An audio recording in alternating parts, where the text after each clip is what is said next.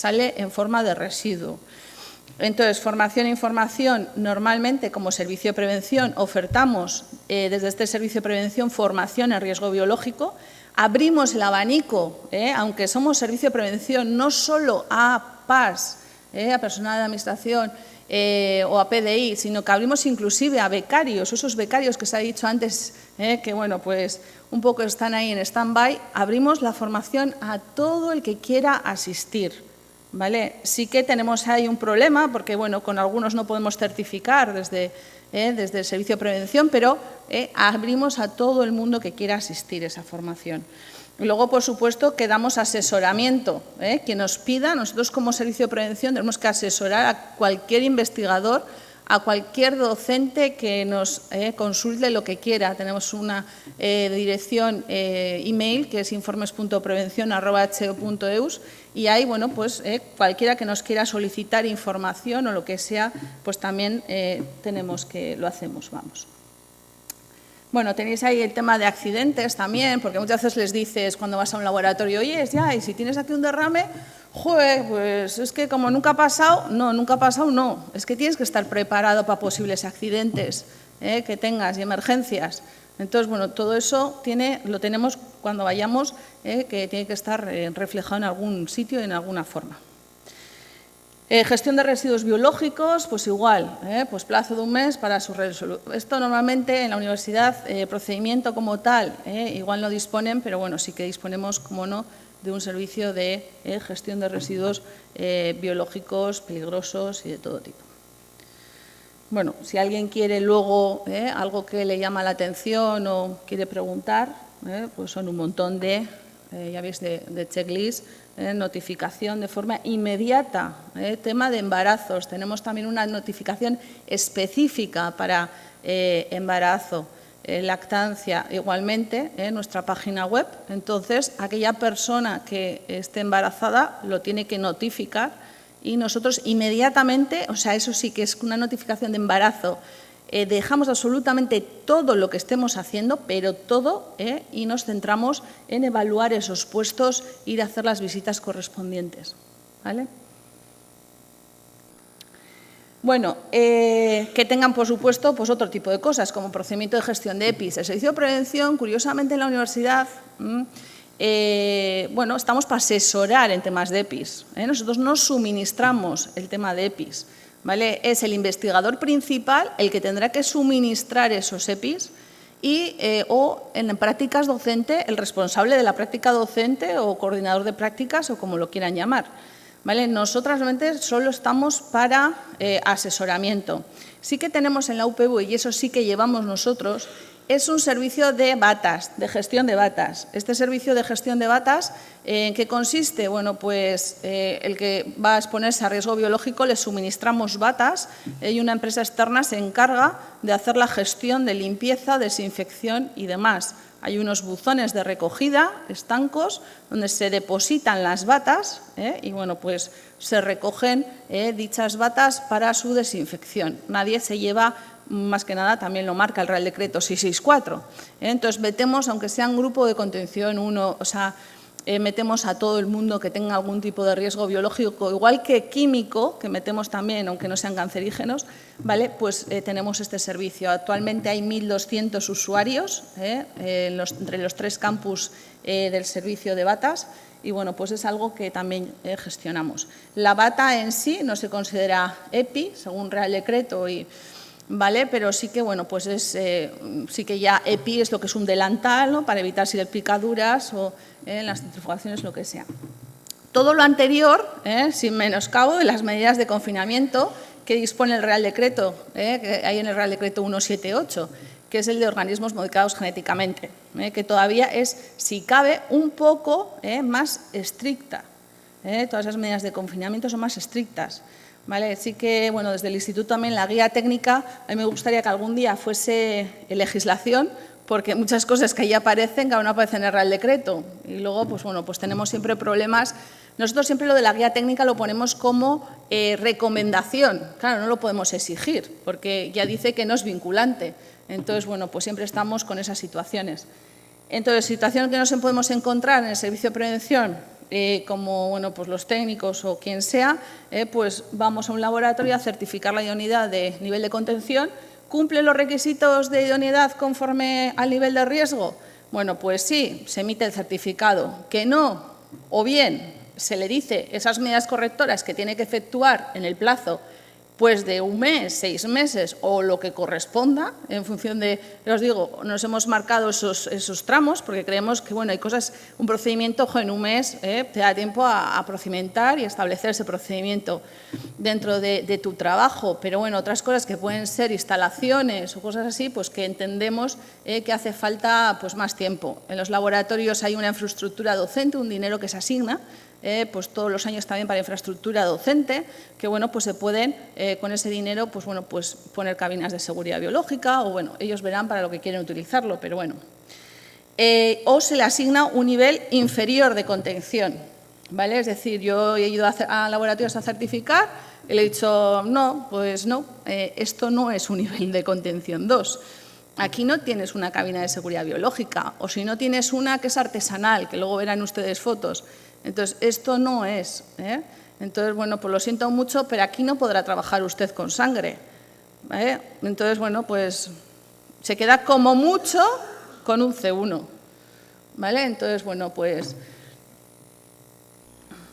aquí os he puesto algunas fotos a modo de ejemplo, que creo que es como mejor se ve con fotos las cosas. Bueno, esto en realidad es un laboratorio que en un futuro se pretende certificar, esos que les he comentado para C3, y bueno, pues tiene sus cabinas de seguridad biológica. He empezado por lo bonito, ¿vale? Mobiliario estanco, certificadas para el nivel de riesgo. Luego, si se fijan los cajones, pues no tienen todo redondeado, no hay canto, no hay aristas vivas, ¿vale? Pues bueno, pues todo adecuado a lo que va a ser en un futuro pues ese laboratorio. Claro, todo esto lleva muchísimo dinero detrás, pues como hablaba bien Xavier, pues esos presupuestos, pues no, pues hay que a veces compensar, ir sacando poco a poco para ir certificando.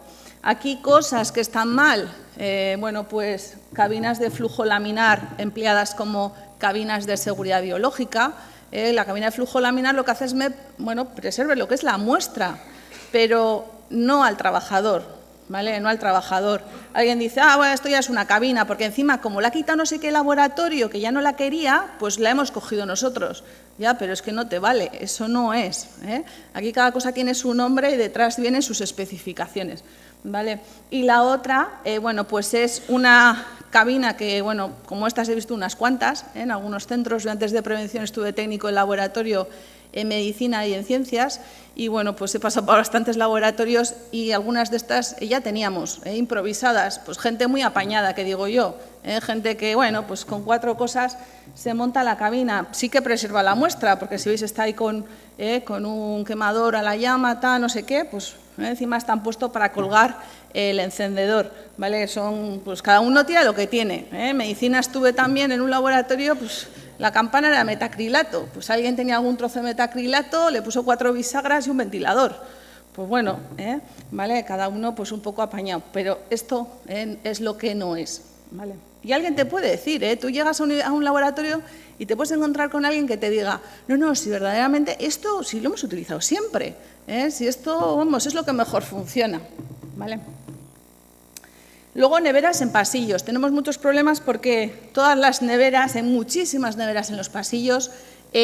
Neveras, bueno, si son de estas que digo yo, específicas para muestras industriales, bueno, pues algunos llevan sus mantenimientos, otro con el dinero que les sobró compraron la nevera, pero no saben que hay que hacerle el mantenimiento por normativa. Entonces, bueno, pues ahí se ha quedado la nevera. Y claro, como no les cabe en el laboratorio, pues a veces descansillos o pasillos donde pillan, pues las instalan. Luego, ¿qué pasa también muchas veces? Pues se va la luz o hay algún problema, pues esa nevera se descongela. Tenemos algún accidente de ese tipo, que llegas allí todo descongelado, pues no se sabe quién son las muestras, ni… Bueno, un desastre. Pero, ya os digo, hay cosas también que están muy bien. Control y seguridad de muestras, recipientes de seguros biológicos en el suelo, ya veis que también hay, bueno, pues contenedores en el suelo, ubicación de la ropa de trabajo, pues en cualquier sitio, pues tiene que estar en sus taquillas o bien colocada, sin estar expuesta a los residuos, sobre todo. Entonces, las neveras no pueden ser neveras comerciales, tienen que ser neveras industriales, neveras que te aseguren un buen funcionamiento, que haya unos mantenimientos. Yo, desde luego, empezaría por orden y limpieza, es decir, dejémonos también un poco atrás, al lado de, que digo yo, el Real Decreto 664, empecemos por orden y limpieza. Cada cosa tendrá su sitio, estará bien limpio y en buenas condiciones. Aquí tenéis orden y limpieza, pues ya veis, detrás de una puerta, pues papeles tirados, al lado de la cabina de seguridad biológica, luego, pues, esa cabina de la derecha, pues, al lado de una puerta, pues, orden, limpieza y mantenimientos, ¿vale? En cuanto a los EPIs, también se utilizan a veces de forma incorrecta, EPIs que no ajustan. Pues ahí tenéis una máscara FFP3 que no ajusta correctamente. EPIs ya dice Real Decreto 773/97, tienen que ser adecuados al trabajador. La formación de la gente de los EPIs no puede ser que esté trabajando con EPI sin esa formación. ¿Quién nos lo va a suministrar? El fabricante, ¿vale? Las instrucciones, igual que las cabinas. Por eso, información la podemos sacar de muchos sitios, los técnicos de prevención. Pues eso, la cabina, que está pensada que la anterior, ya veis que está al lado de una puerta. Entonces, claro, las turbulencias, no es el mejor sitio para tener una cabina tapado por una hoja. La entrada de aire, ya veis que pues está tapada por una hoja. Entonces, pues tiene que estar todo correctos. Y ya para resumir, que ya me estoy alargando demasiado en el tiempo, pues para que un laboratorio cumpla requisitos de idoneidad de un nivel de contención, tiene que tener instalaciones adecuadas. Pero esto, en edificios viejos, pues decir, bueno, vale, es que es lo que tengo, bueno, pues lo vamos a hacer lo mejor que podamos. Pero sí que en los nuevos, desde el diseño, no es un local, hago un local y digo, no, es que aquí viene un laboratorio. No, pero eso piénsalo antes, en el diseño, ¿vale? Que ahí va a ir un laboratorio. Equipos adecuados y mantenidos conforme indica el fabricante siempre. Asimismo, revisiones específicas según normativa, marcado C de equipos, de cabinas. Procedimientos seguros de trabajo, recepción de muestras, usos, gestión de los residuos adecuada. Procedimientos de actuación en caso de una emergencia, disponer de los EPIs adecuados, tenerlos perfecto uso, que la gente esté informada, formación, información. ¿Vale? Todo eso que he ido comentando hace falta. No un día echarnos las manos a la cabeza, o hemos tenido un accidente, no, eso tiene que estar, hay que prevenir cómo vamos a actuar.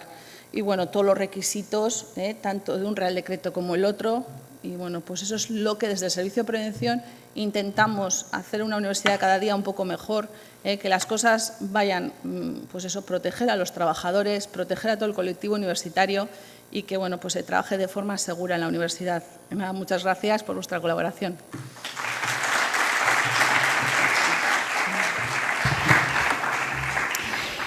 Bueno, pues continuamos con este baño de realidad.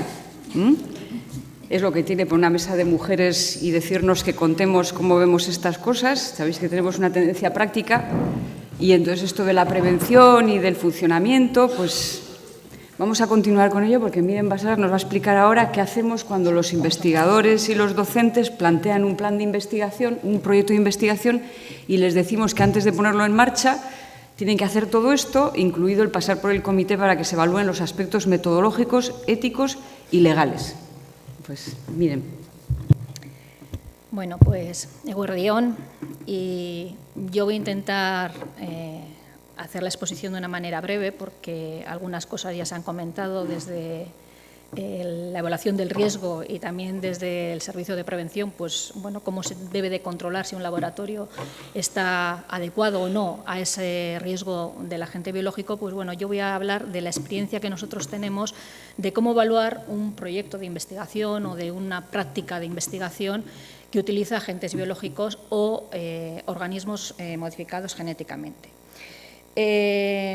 Nuestra experiencia... A ver... Así.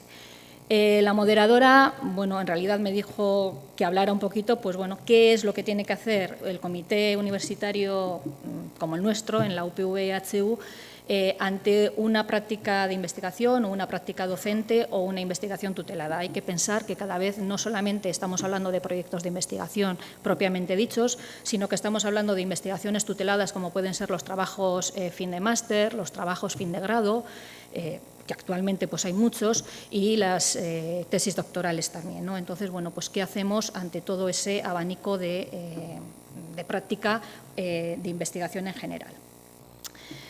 Bueno, el comité nuestro está formado por una serie de miembros que tiene una composición interdisciplinar, que como veis ahí, bueno, pues está formada por la presidenta, que en este caso soy yo, la secretaria, que es Susi, tiene que haber un técnico, en este caso es una técnica de servicio de prevención, y luego hay una serie de PDI, algunos de ellos, la gran mayoría, que tienen una experiencia demostrada en las áreas de investigación y práctica docente, que está trabajando con agentes biológicos o con organismos modificados genéticamente.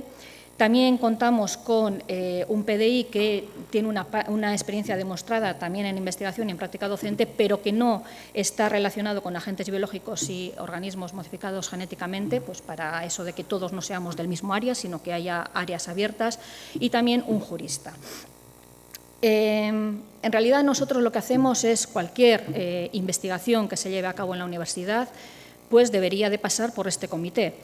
Evidentemente, aquellos proyectos de investigación que luego tienen que estar o que son evaluados por una comisión externa, que es la que se le va a dar la financiación, pues bueno, la gran mayoría de los organismos le piden previamente ese certificado de los comités de ética. Entonces, todos esos pues pasan principalmente, pero pues el resto de prácticas docentes, como os he dicho, de trabajos fin de máster, trabajos fin de grado, tesis doctorales, etcétera, pues bueno, a esos, en principio, no hay nadie que les exija que tengan que pasar por un comité de ética. La idea es que, evidentemente, todos esos también pasen, ¿no? Pues porque toda utilización de agente biológico, de organismo modificado genéticamente, pues tiene un riesgo, con lo cual debería de estar pasado también por este comité de ética. Nosotros lo que les pedimos a todos ellos es que presenten una memoria, y esa memoria, pues como veis, tiene una serie de apartados, ¿no? En esos apartados, pues bueno, lo que pretendemos es que el investigador, el IP principal, reflexione un poco sobre cuál es su papel y qué es lo que tiene que hacer para trabajar adecuadamente con un agente biológico o un MG. Entonces, bueno, pues estos serían una serie de los apartados que se le piden que rellenen en esa memoria. Empezando por los datos generales, bueno, pues lo que se le pide son los datos generales del solicitante, que normalmente son miembros de la UPV, EHU, del proyecto, su título, el tipo de actividad, es decir, si es un proyecto de investigación, si es un trabajo fin de grado, un fin de máster, lo que os comentaba. La financiación, pues si tiene una financiación, si se va a solicitar una financiación adicional, si ya la tiene, etcétera, etcétera, cuánto va a durar ese proyecto y los comités éticos implicados. Evidentemente, ahora mismo estamos hablando del comité de ética en agentes biológicos y OMGs, pero también hay otros comités de ética, como son el de humanos y como es el de animales. Entonces, bueno, pues sí. Normalmente ocurre que no solamente está implicado uno de los comités, sino que son prácticas de investigación en el que están implicados más de un comité, ¿no? Entonces, bueno, pues debería de rellenar una memoria para cada uno de ellos. En la parte 1, en el apartado 1, lo que se le solicita es que haga hincapié, reflexiones sobre el valor social y la justificación social del proyecto, es decir, qué antecedentes hay de ese trabajo, cuáles son los beneficios del estudio en relación a los conocimientos actuales, es decir, pues qué es lo que pretende aportar con ese estudio, que justifique el uso de los agentes biológicos y OMGs, por qué es necesario utilizar el agente biológico que él propone o que ese investigador propone o ese OMG, lo tiene que justificar. En la parte segunda, y tal como han comentado previamente, el personal, el equipo investigador, pues tiene que estar cualificado. Como han comentado antes Lourdes, pues bueno, estábamos habituados a decir, bueno, yo siempre lo he hecho así, ¿para qué me voy a formar, no? Si siempre he trabajado de esa manera en el laboratorio, bueno, pues por ley sabemos que ese personal tiene que estar cualificado. Por lo tanto, pues bueno, tenemos que conocer qué personal lleva a cabo las distintas tareas, si está formada en riesgos biológicos o no.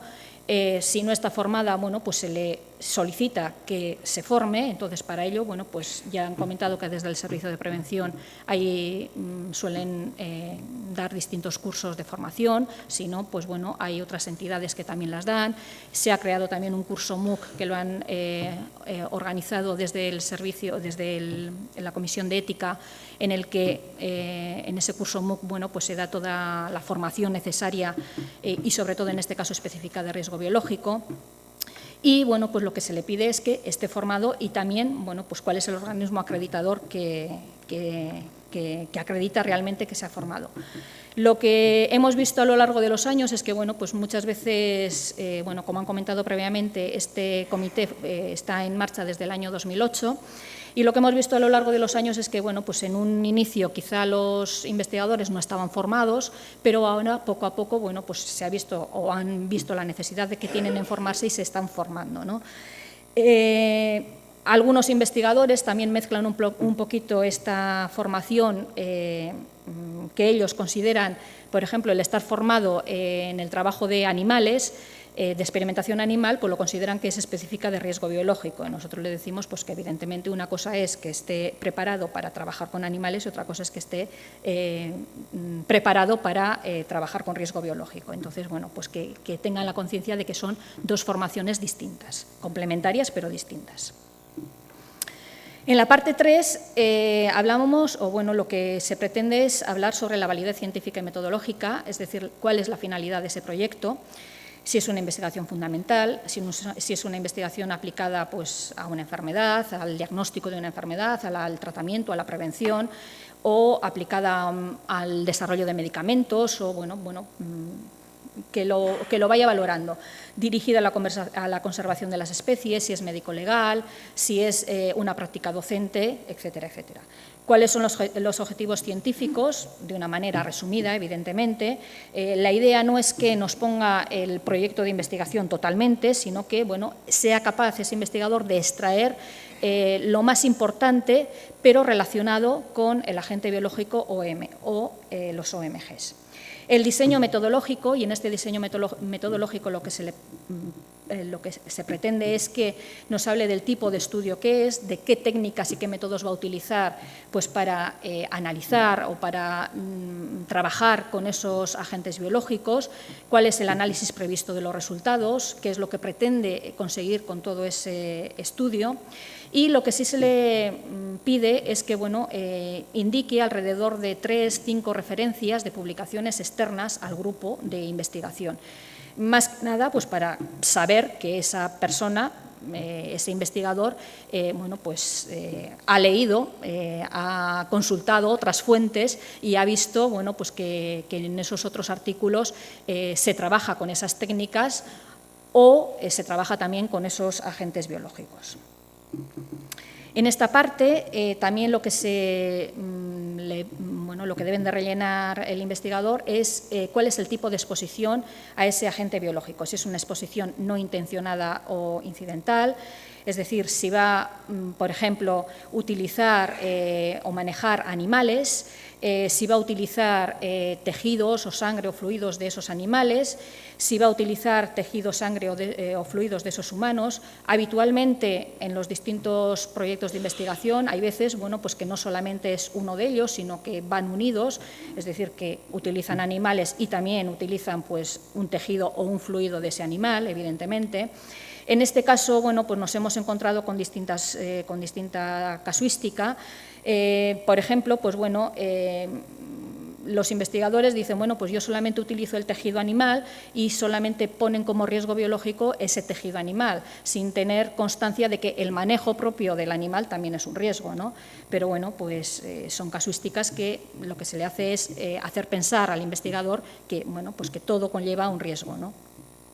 Si hay una exposición deliberada, en la utilización de microorganismos o de cultivos celulares o de endoparásitos, bueno, pues tal y como nos han comentado previamente, y en el caso de los OMGs, bueno, pues si se utilizan OMGs, ¿qué tipo de OMGs son, ¿no? Si son microorganismos, si son animales o si son plantas. En esta parte 3 también, bueno, una vez que se ha identificado cuál es el agente biológico, pues nos tiene que indicar algunos datos de esos agentes biológicos. En el caso de los microorganismos, pues qué tipo de microorganismo es, qué bacteria es, qué virus es, aquellos que tienen una exposición deliberada, evidentemente. ¿Cuál es el grupo de riesgo? Para eso, pues como ha comentado previamente Asunción, pues hay una serie de grupos de riesgo. ¿Y cuál es el volumen máximo que va a utilizar? Porque, como se ha comentado, no es lo mismo utilizar un volumen u otro, ¿no? Evidentemente, por mucho que generalmente estemos hablando de volúmenes pequeños, pero bueno, pues que se sepa, que el investigador sepa cuánto va a utilizar. En los cultivos celulares, bueno, pues qué tipo de cultivo celular va a utilizar, si es de tipo de origen humano, si es de origen humano, no humano, cuáles son las características, lo mismo qué grupo de riesgo tiene, cuál es el volumen máximo, en este caso, pues bueno, las guías, las fichas técnicas de cada uno de los cultivos celulares indican generalmente los grupos de riesgo y, bueno, pues adecuados a ello, el investigador conocerá cuál es su riesgo. En el material biológico, pues lo mismo, qué tipos son, si son fluidos animales, si son fluidos humanos, qué características tiene. Principalmente los proyectos de investigación que nosotros estamos manejando, las prácticas de investigación que nosotros estamos manejando, bueno, pues tienen utilizan principalmente fluidos fluidos humanos y también animales, pero en este caso animales, pues principalmente de ratas y de ratones. Hay veces que casuísticamente nos ha podido llegar, por ejemplo, pues heces de algunos pájaros, por ejemplo los murciélagos, ¿no? Pero son cosas un poco raras en nuestro entorno, por ahora. Y en el caso de los OMGs, pues bueno, pues tiene que identificar qué OMG va a utilizar, cuál es su huésped, cuál es el vector, cuál es el inserto, la proteína que codifica y, evidentemente, como siempre, el volumen máximo que va a utilizar. En esta parte 3, aparte de identificar cuál es el microorganismo, cuál es el cultivo celular que va a utilizar, pues también tiene que reflexionar sobre cuánto, o sea, qué frecuencia y qué periodicidad de uso tiene ese agente biológico. Es decir, al día, ¿cuántas veces lo va a utilizar? ¿Lo va a utilizar todos los días, todas las semanas, durante cuánto tiempo? Eso también pues lleva no solamente a pensar en cuál es el volumen máximo, sino también en saber si la frecuencia es muy alta, el riesgo también será mayor, evidentemente, tal y como han comentado antes. Y, evidentemente, como han comentado previamente Asunción, pues bueno, la trayectoria completa de esos agentes biológicos y esos OMGs, es decir, cómo los obtiene, cómo le llegan esos agentes biológicos, los obtiene él en el laboratorio, los mandan desde otro laboratorio. En este caso, bueno, pues referente a eso, en algunos casos, como sabéis, bueno, pues será necesario firmar los MTA, los acuerdos de transferencia de material, pues con otros laboratorios para saber, bueno, pues realmente cómo van a llegar esas muestras, si llegan en condiciones adecuadas, cómo se va a hacer ese transporte. Todos sabemos que para transportar los agentes biológicos y los OMGs pues se necesita o hay una legislación y que no se puede transportar pues como antaño se hacía en el bolsillo de la bata, ¿no? Cómo se va a recepcionar y quién lo va a hacer. Tiene que haber una persona encargada de la recepción de esos agentes biológicos, cómo se van a almacenar, en qué neveras, en qué laboratorio se va a almacenar y, evidentemente, cómo se va a eliminar. Tiene que haber una gestión de esos residuos, como veremos a continuación. Pero todo eso tiene que haber una trayectoria completa de todo eso. En la parte cuarta de esta memoria, bueno, pues el investigador, una vez de que ha redactado pues, cuál es su agente biológico, cuál es su OMG, cuáles son su grupo de riesgo y tal, tiene que evaluar el riesgo y para esa evaluación del riesgo pues tiene que determinar el nivel de riesgo. Evidentemente hay unas fichas técnicas, como hemos comentado, para que pueda adecuar su grupo de riesgo y su evaluación de riesgo. Generalmente nosotros, como ha comentado Lourdes, en los laboratorios que nosotros estamos manejando en la Universidad del País Vasco, pues son laboratorios C1 y C2, ¿no? Entonces estamos trabajando principalmente con niveles 1 y 2. Las características del riesgo del agente biológico o del material biológico, es decir, si potencialmente es nocivo o no es nocivo, y si es nocivo, ¿para quién es? Para el ser humano, pues produciendo alergias, produciendo infecciones, para el animal, si también tiene una serie de riesgos, o incluso para el medio ambiente, ¿no? Pues podrían ser, bueno, pues, la utilización de OMGs. Si son tóxicos o no tóxicos, algunos ejemplos ya nos han comentado de algunos hongos y demás. Las características del riesgo de los OMGs también, es decir, qué enfermedades pueden producir a las personas, a los animales. Bueno, pues todo eso, en el caso de que utilice OMGs, debe de ser plasmado. Y en el caso de que haya una intención deliberada de algunos microorganismos, pues si hay un tratamiento profiláctico disponible, ¿no? En algunos casos, ya sabéis, bueno, pues que esos tratamientos profilácticos, principalmente las vacunas, bueno, esa inmunoprofilaxis es fundamental, como han comentado previamente, con lo cual, bueno, pues el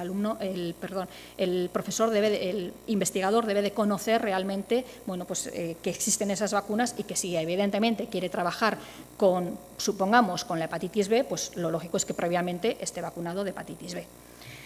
En otros casos no existe un tratamiento inmunoprofiláctico, pero sí puede haber una quimioprofilaxis, ¿no? Entonces, bueno, pues en esos casos de la quimioprofilaxis, pues previamente la utilización de antibióticos. En esta parte cuarta también, bueno, pues se hablará o tendrá que pensar y diseñar las medidas técnicas de seguridad. Para ello tiene que identificar dónde va a trabajar, en qué laboratorio va a trabajar. Entonces, en las siglas que previamente ha comentado Lourdes, bueno, pues los laboratorios están identificados con distintos niveles y nos tendrá que decir en qué laboratorio va a trabajar, si está certificado o no está certificado, ¿no? Tendrá que pensar en si ese agente biológico es sustituible o no.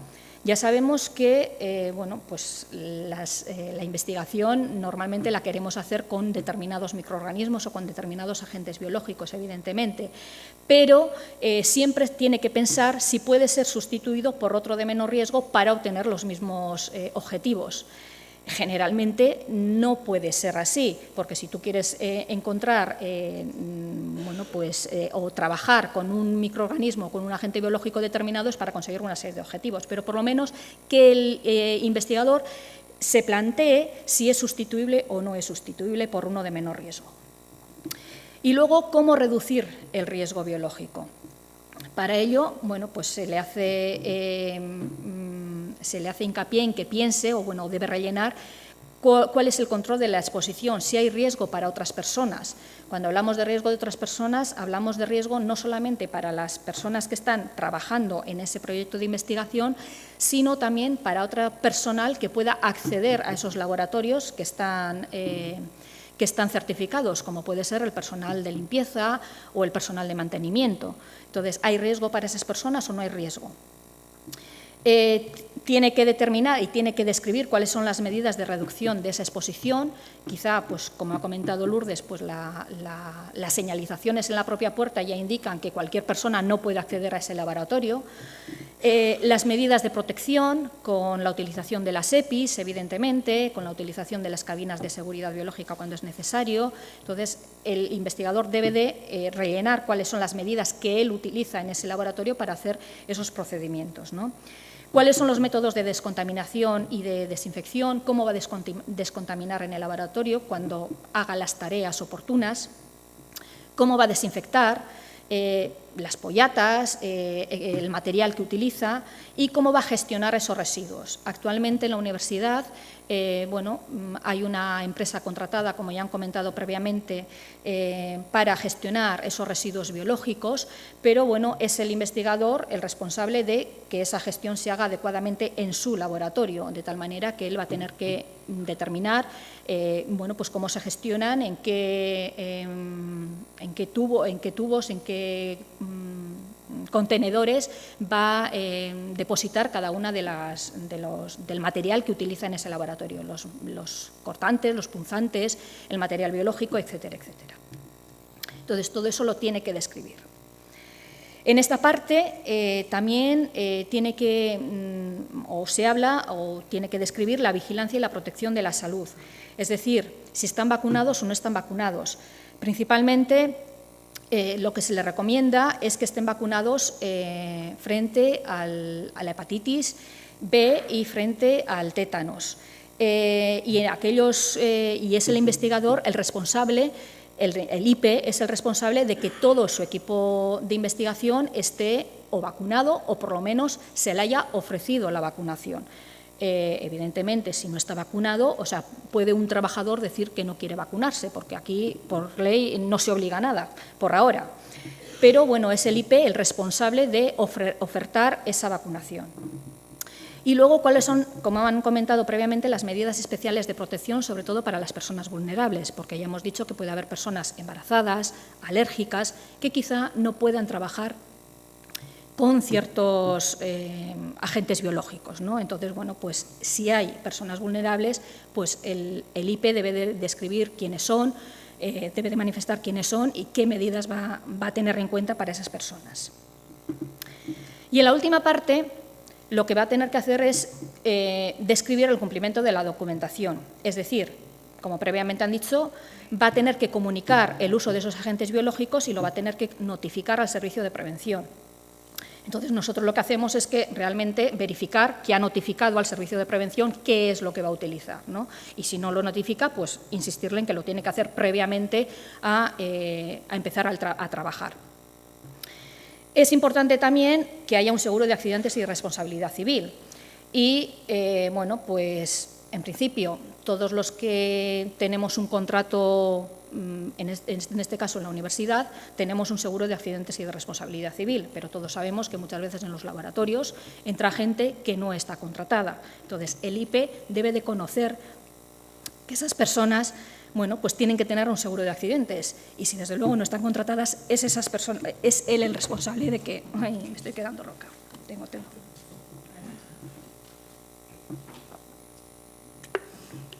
Perdón. El IP es el responsable de que tengan ese seguro de accidentes.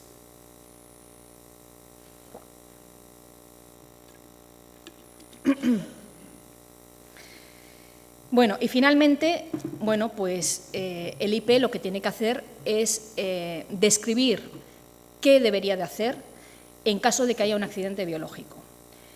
Puede ser de una manera más o menos breve, pero se tiene que poner a reflexionar realmente qué es lo que tendría que hacer en su laboratorio cuando haya un accidente biológico. En este caso, desde el Servicio de Prevención, ellos en su página web tienen una serie de medidas que se deberían de tomar en caso de que, o dependiendo de cuál es el grupo de riesgo y de cuáles son la evaluación de ese riesgo, qué medidas se deberían de tomar, ¿no? Pero en este caso es el IP el que tiene que tener conciencia de qué es lo que tiene que hacer en su propio laboratorio cuando eso ocurre y lo tiene que describir. Entonces, en vista de esa memoria, nosotros desde el CIAB lo que hacemos es informar. Informar en base a qué, en base a que si todo ha contestado adecuadamente, nosotros consideramos que está todo ok, emitimos un dictamen y ese dictamen puede ser favorable si todo está ok o puede ser un dictamen favorable pero con alguna corrección. En ese caso pueden ser unas correcciones mínimas, entonces se le informa como pendiente de modificaciones mínimas o con correcciones más profundas en el caso de que se necesite que reflexione o que escriba o que describa otra serie de cosas.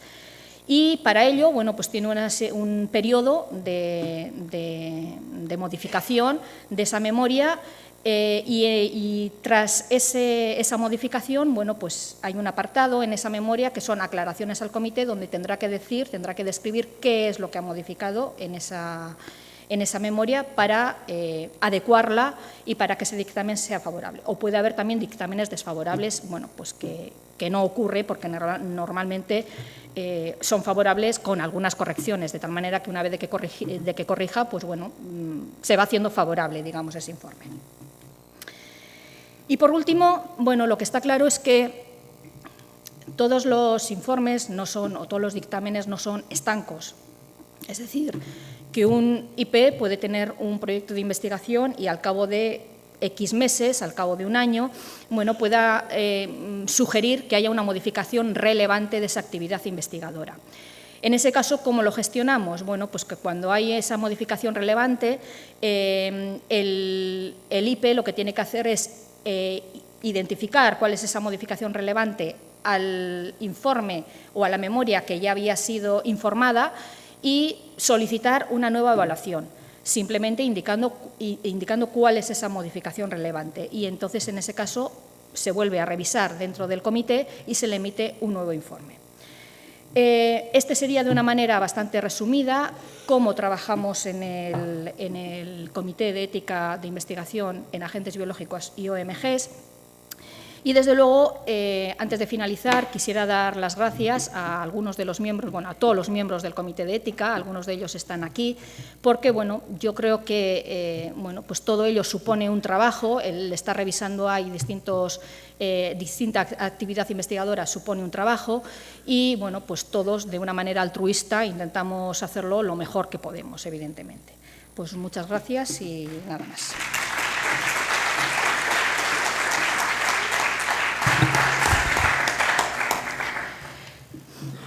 Bueno, pues muchísimas gracias a las 4 ponentes y ahora tenemos pues un buen rato, tenemos casi media hora por si queréis plantear cuestiones, preguntas, aclaraciones a lo que se ha dicho y también vuestras aportaciones de cómo está siendo vuestra experiencia en ámbitos universitarios afines u otros, si hay muchas diferencias.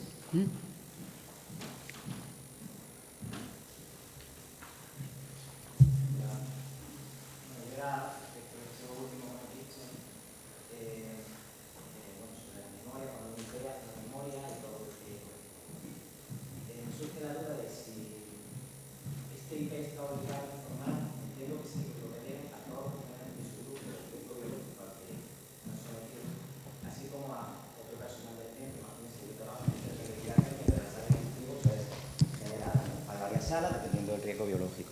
Gracias.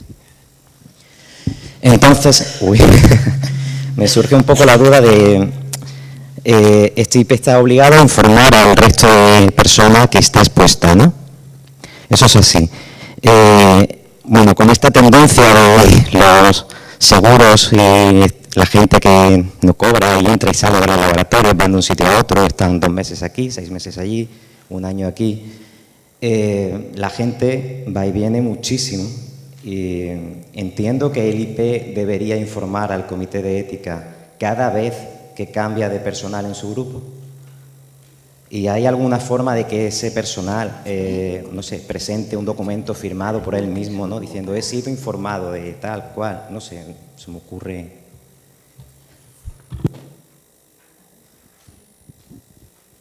Ahora. Sí, claro. El IP debe de informar cada vez que hay una modificación de personal qué nuevas personas están trabajando con ese agente biológico. Porque es que si no, ¿cómo sabemos si esas personas están en riesgo o no? Es impensable y además para que en los seguros pueda, o sea, que cualquier responsabilidad de los seguros, de las aseguradoras, lo que te van a pedir es que previamente esté notificado que esas personas estén trabajando con ese agente biológico. Entonces, cada vez que haya modificaciones lo tiene que informar. ¿Pero se hace? Es responsabilidad del IP. El IP es la persona responsable de toda investigación que se realiza en su laboratorio. Con lo cual, es su responsabilidad. Ya, el caso es que en el centro en el que yo trabajo, cuando me incorporé, hice una reunión hice esta consulta a todos los trabajadores del área de cultivo sobre qué conocimiento tenéis del riesgo biológico con el que estáis trabajando. Me contestó una persona. Ya. ¿Sabes? Es que está muy bien y ojalá se hiciera y admiro mucho este trabajo, pero creo que, digamos, me voy a meter en el grupo de los investigadores, viene de nuestra parte, ¿no? Empezar a hacerlo bien. Si nosotros no lo hacemos bien, en fin, nada, muchas gracias y una gran labor. Yo te voy a contestar. Bueno, yo puedo hablar única y exclusivamente de la Universidad del País Vasco, Euskal Herriko Unibertsitatea, que es lo que conozco, ¿vale? Damos formación desde los comités de ética, formación continua a todos aquellos centros que nos solicitan que les demos formación. Generalmente voy yo, que se supone que tengo conocimientos de bioética y que soy la secretaria de los 3 comités. Además, hemos conseguido que el seguro de responsabilidad civil de la universidad cubra todas aquellas investigaciones, aunque sean de investigación tutelada o prácticas docentes, que hayan obtenido el informe favorable del comité de ética. Tú supón que entra en un equipo investigador una persona nueva y no se notifica. Habría que notificar no solamente al comité de ética con una modificación relevante, simplemente una carta comunicando que el proyecto con el código de referencia tal, fulanito de cual va a entrar a trabajar a hacer esta tarea. No solamente al comité de ética, sino al servicio de prevención. Porque cuando tú has notificado quiénes van a utilizar determinado agente biológico, ahora tienes que notificar que hay uno más que va a hacer esas tareas.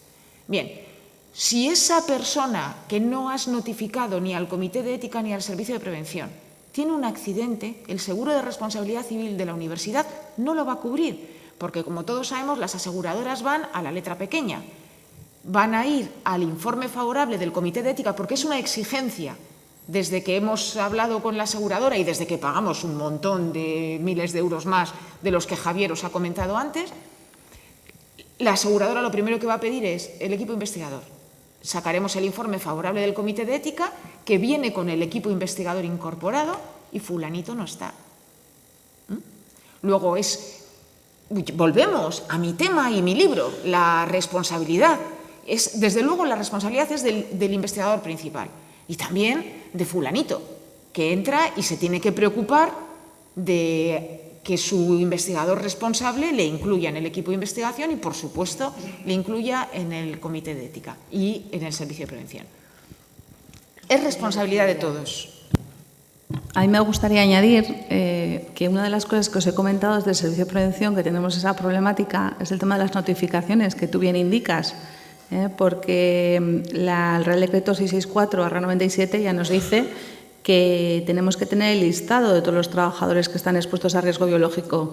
Es más, algunos tenemos inclusive que guardarlos durante 10 años después de la exposición. ¿Vale? Entonces, nosotros hemos notificado alguna vez el listado de estos trabajadores y luego también hemos tenido otros problemas desde Osalan, porque se le notificó a Osalan y Osalan decía a mí que me notificáis. Esto... Si no soy competente en esta materia, Inspección de Trabajo dijo, ¿yo con esto qué queréis que haga? Entonces, bueno, creo que también ahí hay un vacío importante en cuanto legal de qué van a hacer luego, qué se hace o qué medidas adoptar. Entonces, bueno, pero sí que es importante esa notificación. Nosotros no he puesto por tema de tiempo, pero sí que tenemos esa notificación en la página web y ahí deben notificar, lo explicamos. Igual que una embarazada nos tiene que notificar que está embarazada, alguien que se expone a riesgo biológico, el investigador, si hay alguien nuevo, lo tiene que notificar.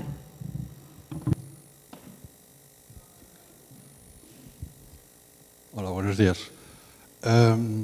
Quería hacer una pequeña pregunta curiosa relacionada con las notificaciones. Y era si tenéis alguna especie de estimación del porcentaje de investigadores principales que notifican actividades con implicaciones en bioseguridad.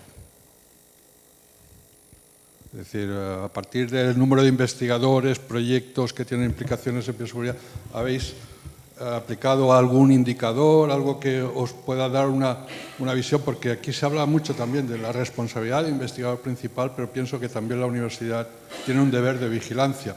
Y aquí rompo una lanza, El problema también viene de que no existen los recursos suficientes para hacer esas inspecciones, esos controles necesarios para poder certificar que aquello que se dice que se hace, realmente se hace. Y ahí es donde encuentro una de las grandes limitaciones. Y un indicador podría ser este valor, ¿no? Esta estimación, porque claro, si todo depende de la notificación de investigador, bueno, sabemos qué es lo que debería hacer, cuáles serían sus responsabilidades, pero si no tenemos esa información, ¿qué hacemos? Entonces, un indicador del grado de cumplimiento de estas obligaciones del investigador principal podría ser al menos una estimación, pues basándonos en los proyectos que se presentan anualmente al Ministerio, hacer una lectura rápida y decir, pues este no ha notificado y resulta que tiene implicaciones en bioseguridad. No sé, ¿habéis hecho?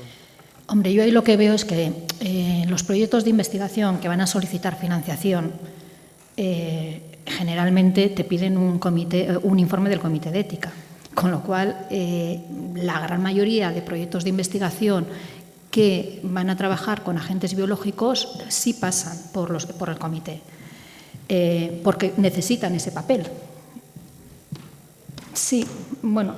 Inicialmente es el propio investigador el que declara si su proyecto tiene o no lo tiene. Y entonces será el Ministerio el que dirá, que creo que no evalúa mucho esto, si lo tiene o no lo tiene. Tiene que ser muy evidente, que pongan el título de un proyecto de investigación sobre el virus del ébola. Entonces tendrás una cartita a los 3 meses diciéndote, escuche, usted no ha declarado implicaciones en bioseguridad y las tiene. Pero sí, los que realmente, la gran masa, que son niveles 1, niveles 2, estos están allí. Sí, pero sí es cierto que cada vez también para publicar, cada vez más revistas te piden el informe del Comité de Ética.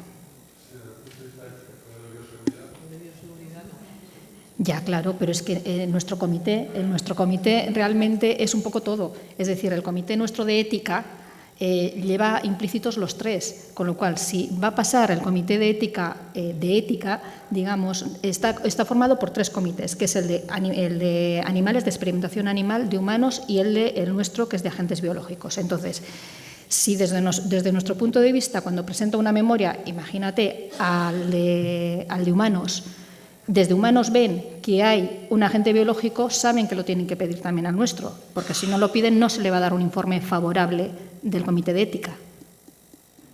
O sea, el nuestro es un poco conjunto todos los comités. Entonces, en este caso, no va a recibir un informe favorable del Comité de Ética si no pide o si no presenta una memoria y tiene informe favorable de los distintos comités implicados.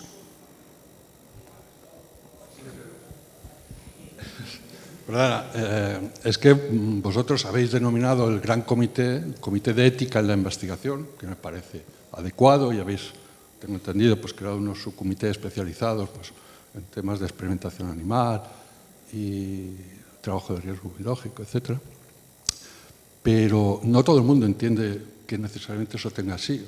Nosotros, por ejemplo, separamos muy bien lo que es el comité de ética y el comité de bioseguridad. Y son mundos, en algunos aspectos, muy, muy, muy diferentes, con unas legislaciones muy particulares. Y lo que sí es necesario, y creo que se debe dar, es una coordinación entre ellos. Eso sí. Entonces, si tú presentas un certificado diciendo que esto ha sido evaluado por el Comité de Ética, quien recepciona ese certificado lo entenderá si lo que está evaluando es el riesgo biológico. Lo digo porque cuando en el Ministerio se pide esta declaración de riesgo biológico o riesgo ético, lo separan claramente. Yo, aunque sea a ver, cuando se plantea en nuestra universidad hacer este modelo de comité llamado Comité de Ética en Investigación y Práctica Docente, en realidad los comités colegiados, los evaluadores, son, dependiendo del ámbito, el de humanos, el de agentes biológicos o el planteamiento a priori que hacemos es que, aunque es verdad que los aspectos éticos que protege cada una de las investigaciones es diferente, como ha explicado la compañera antes, la estructura siempre es la misma.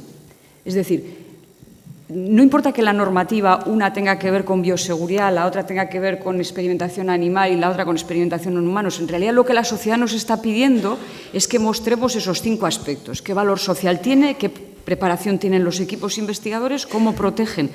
¿Qué validez científica y metodológica tiene ese proyecto de investigación? Y cómo protege los valores que en la ley están recogidos, en el caso de la bioseguridad, para trabajo con agentes biológicos. Entonces, cuando se hace un informe para el investigador, no se dice en términos generales, sino que se dice específicamente esto que te acabo de comentar. Este proyecto de investigación cumple los requisitos de valor social tal, tal, tal, tiene el equipo investigador tal, tal, con la formación adecuada, tiene metodológicamente es adecuado y protege, en el caso de proyectos con agentes biológicos, específicamente se le pone los aspectos de bioseguridad tal, tal, en animales la reducción al refinamiento, en humanos el consentimiento informado y como la legislación en cada caso pide una serie de papeles, por decir así, diferentes, en unos casos convenios, en otros casos notificaciones, hay un 5º apartado donde se da constancia de que el equipo investigador ha presentado toda la documentación que desde la perspectiva de agentes biológicos, o sea, de bioseguridad, se pide. Te he respondido más o menos. Es decir, el informe general. ¿Por qué? Porque incluso, como comentaba Miren, cuando se le pide al investigador que diga que ha pasado por un comité, sea una editorial, sea un financiador, sea un promotor, tampoco está muy claro qué es lo que le está pidiendo. Somos nosotros los que acabamos aclarando, porque, fíjate, a ti mismo te ha pasado. Has dicho, es que una cosa es la ética y otra es la bioseguridad. Cuando ha empezado la charla era para decir, es que la ética es hacerlo bien, hacer bien las cuestiones de bioseguridad. Esto de llamarle comités de ética probablemente ha llevado a confusión a la gente. Un comité de ética es el que intenta asegurarse de que al menos la planificación de lo que vas a hacer sea la correcta. Y con esto termino. Nosotros hemos tenido que vivir, o tenemos que vivir, primero un cambio de mentalidad, del que se ha hablado en esta mesa todo el rato. Luego, una obligación legal tremendamente confusa, porque nada está diseñado para la universidad, y menos las cuestiones de salud laboral. Tenemos que buscarnos entre las cosas. Tanto es así que un servicio de prevención puede decir, yo me encargo de la prevención de los trabajadores y los alumnos que son en una universidad, ¿no? Porque trabajadores es el PAS y el PDI, pero ¿qué es un profesor invitado? Es un trabajador, es un señor que pasaba por allí. O sea, tenemos serios problemas con la normativa. Tenemos un problema de formación que ya ha salido aquí. Hemos intentado crear la estructura y tenemos un problema que atraviesa todo lo que hacen nuestras instituciones, que es el seguimiento. Nosotros desde aquí decimos, no podemos hoy por hoy hacer seguimiento. Y eso quiere decir que, salvo el seguimiento que hace la estructura de prevención o tal, el seguimiento del proyecto de investigación para ver cómo no lo asuma como responsabilidad el IP, desde la ética a la responsabilidad, en este momento puede presentar una cosa, aprobársele y hacer otra completamente diferente, porque la vida es así, porque nos da para lo que nos da, estamos en el camino, ¿no? Ya siento. Por eso hacemos desde el Servicio de Prevención, ese seguimiento que os he dicho cada 5 años, por lo menos de esos laboratorios que se hace, verificamos un poco. Pero claro, lo ideal sería hacerlo de forma seguida, pero es que no disponemos de los medios, o sea, para poderlo hacer. Pues son tantísimos laboratorios que no podemos abarcar todo en un año.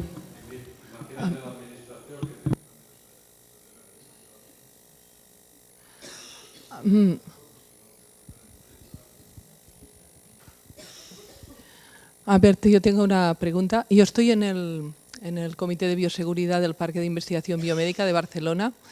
Nosotros también tenemos un comité muy complejo porque somos 5 instituciones, todas con un NIF diferente y hay un único comité de bioseguridad. Solo es bioseguridad, no es ético. Nosotros lo que hacemos es que cuando hay una aprobación por parte del comité de bioseguridad, no esperamos que el IP